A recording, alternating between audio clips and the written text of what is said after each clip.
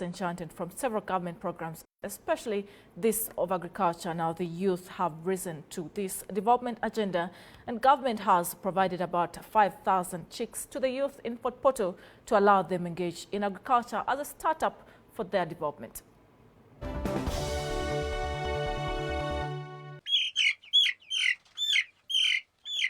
Gilbert Mwesige Jr., a resident of Rubingo in Fort Portal City, is one of the 35 beneficiaries of the 5,000 chicks that the government has given out to support the youth of Fort Portal.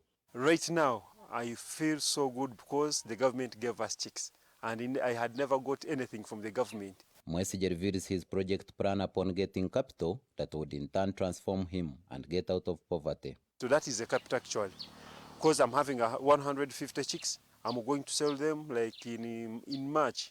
So after selling them, it's when I'm going to expand my business of rearing chicks. So I'm going to be a model farmer. But Mwesige is not alone. Several other youths have equally benefited from the government support.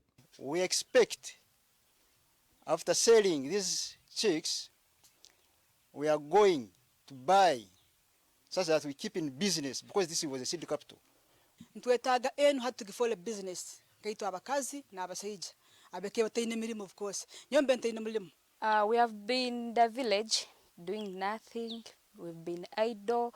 We didn't have capital to start like farming, buying seeds, doing other things. The beneficiaries applauded the government for considering Fort Portal State youth who have been struggling to earn a living. I'm here to thank the government for thinking about the youth and for giving us chicks. The youth that were identified to be supported are 72 in number, but out of 72, only 35 have benefited so far, and these 35 belong in different groups.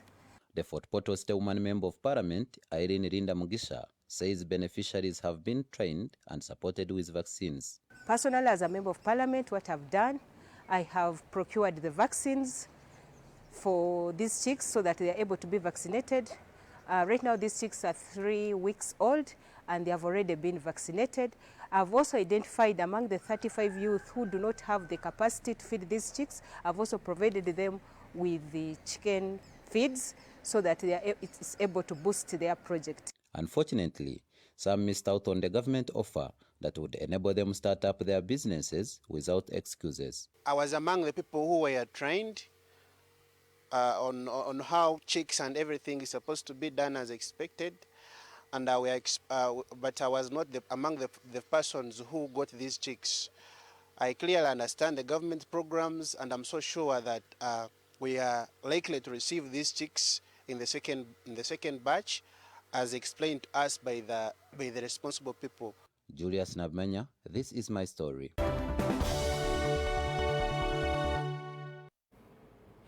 Now, the lack of road engineering perspective by road engineers, coupled with the absence of road signs and proper designs or markings, is said to be one of the reasons there is increasing road carnage on several of the Ugandan roads. Now, road safety experts say at least a total of 12 people die in crashes every day, thus calling upon the police to adopt the new technology that penalizes traffic violators instantly before advocating for road safety clubs. According to the 2021 traffic report on road carnage, Uganda registered 4,159 fatalities, of which 12,509 survived with severe injuries, with an estimation that the country might be losing 12 lives every day in road crashes. Whereas many, including police, attribute road carnage to reckless driving and drink driving among other cases, road safety experts say the poor road engineering is largely to blame. They say most roads are constructed without signage, humps, zebra crossing, a situation worsened by unclear markings. There are no road markings. The walkways are being used by the border borders to ride on. Traffic guide signposts are not there. Sam Bambaza, the executive director of Hope for Victims of Traffic Accidents, wonders why to date police have failed to adopt the technological way of enforcing traffic rules.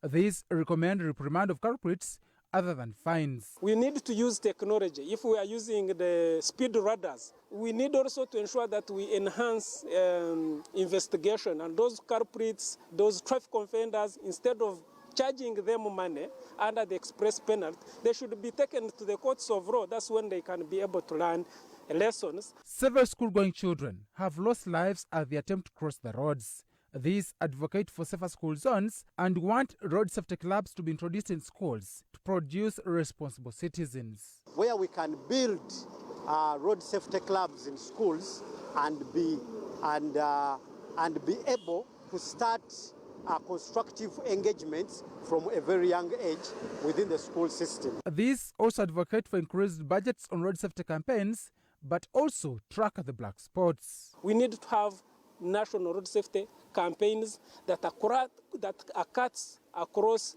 to all the months, not a one day, not a week, not a month. Severally, you must have seen people in taxis and private cars rush put on seat belts because they've seen traffic officers.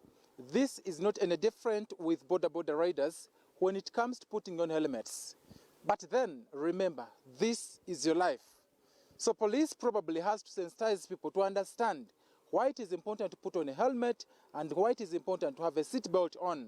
Alan Mwasigwa, this is my story. Thank you, Alan Mwesigwa, for compiling that report. Now, Vice President Jessica Alupo has commended non-government organizations for their role in transforming lives of vulnerable Ugandans through activities across various fields. Now, the Vice President was officiating at the 30-year celebration of Vision for Africa, an organization that provides education to several vulnerable Ugandans.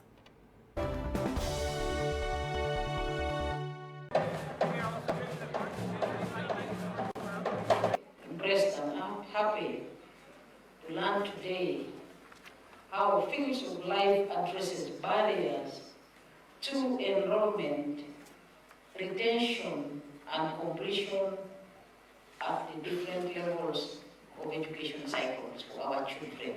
Fields of Life is complementing government in improving access to quality education for children and youth, which I believe in the long run will enable government reach its vision of increasing Uganda's literacy rate from 73% in 2010 to 95% in 2020. Let our children be delivered, because the forces destroying them are many.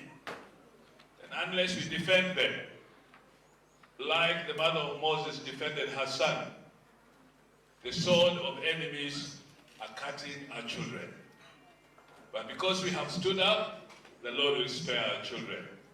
Now this young lady also cried here. So you've given hope to the orphans. You have given hope to the most vulnerable people.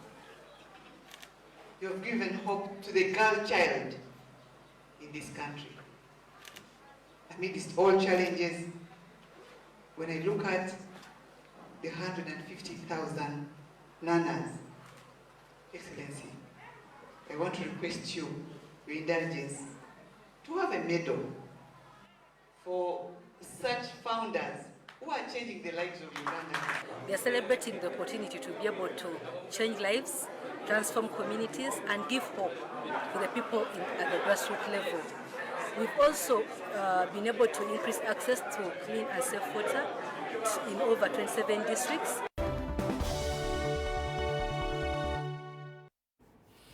That's it for NBS Your Story this Saturday. My name is Shamim Nabakoza, who has been bringing you up to speed with the different events and news happening across the country. More to the stories later on in our bulletins. I'm Asengeji and live at 9. Good afternoon.